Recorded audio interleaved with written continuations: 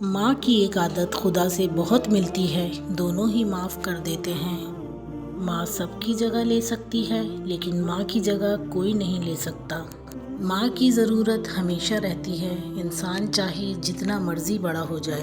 ماں موت سے نہیں ڈرتی، اسے مرتے وقت یہ ڈر ہوتا ہے کہ اس دنیا میں اس کے بچوں کو اس جتنا پیار کوئی نہیں کرے گا۔ انسان جب تکلیف میں ہوتا ہے تو بس اللہ اور ماں ہی یاد آتی ہے۔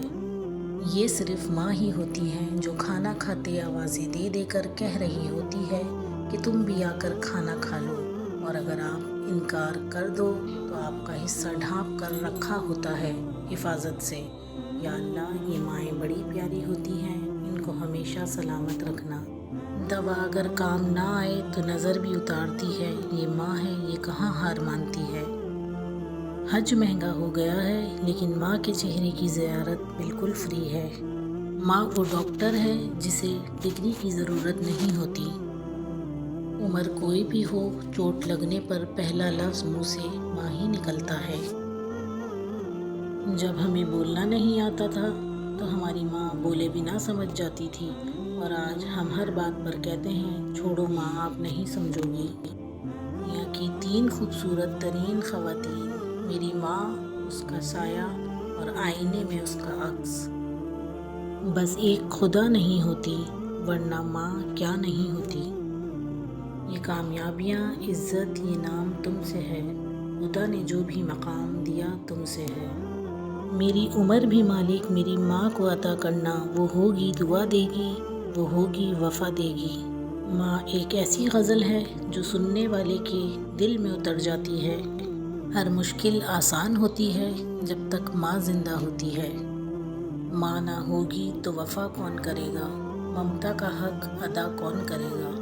یا رب، ہر ایک کی ماں کو سلامت رکھنا، ورنہ ہماری زندگی کی دعا کون کرے گا۔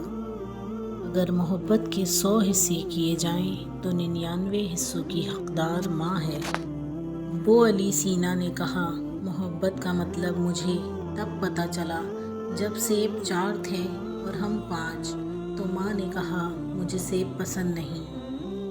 ماں کے لیے سب کو چھوڑ دینا، لیکن سب کے لیے ماں کو مت چھوڑنا، کیونکہ جب ماں روتی ہے تو فرشتوں کو بھی رونا آ جاتا ہے۔